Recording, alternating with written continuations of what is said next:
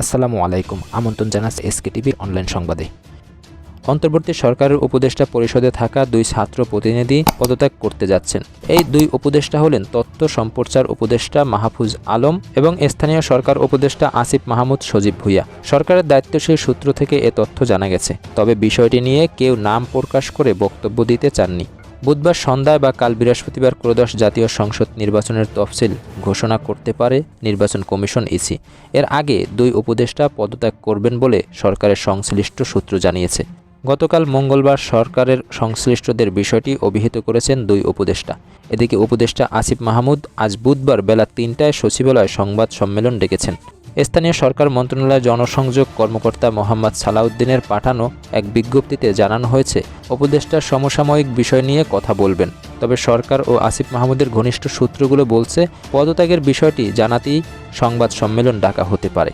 সরকারের দায়িত্বশীল সূত্র জানায়, গতকাল প্রধান উপদেষ্টা অধ্যাপক মোহাম্মদ ইউনূসের সঙ্গে যমুনায় বৈঠক করেন জ্যেষ্ঠ কয়েকজন উপদেষ্টা। সাধারণত প্রতি মঙ্গলবার মধ্যাহ্নভোজের পাশাপাশি উপদেষ্টারা বৈঠকে মিলিত হন। গতকালের বৈঠকে দুই উপদেষ্টার পদত্যাগের বিষয়টি উঠে আসে। সন্ধ্যায় সরকারের দায়িত্বশীল ব্যক্তিরা নিশ্চিত হন যে দুই উপদেষ্টা বুধবার পদত্যাগ করছেন। অন্তর্বর্তী সরকারের শীর্ষ পর্যায় থেকে উপদেষ্টা মাহফুজ আলম ও আসিফ মাহমুদকে সেপ্টেম্বরের মাঝামাঝি সময়ের মধ্যেই পদত্যাগের পরামর্শ দেওয়া হয়েছিল, কিন্তু তারা আরও সময় চান। এর মধ্যে উপদেষ্টা মাহফুজ আলম সরকারের শেষ সময় পর্যন্ত থাকার আগ্রহ প্রকাশ করেছিলেন। সেক্ষেত্রে তিনি নির্বাচন করবেন না বলেও জানিয়েছিলেন। পরে গত মাসের মাঝামাঝি দুই উপদেষ্টার পদত্যাগের বিষয় নিয়ে সরকারের উচ্চ পর্যায় থেকে আবারও তাদের তাগাদা দেওয়া হয়েছিল বলে সংশ্লিষ্ট সূত্র থেকে জানা গিয়েছিল।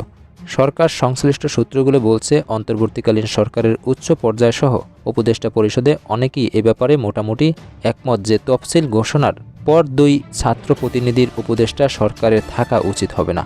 তারা নির্বাচন করুন আর না করুন, তাদের পদত্যাগ করতে হবে। শেষ পর্যন্ত সরকারের মনোভাব জেনে তফসিল ঘোষণার ঠিক আগে পদত্যাগ করতে যাচ্ছেন দুই উপদেষ্টা।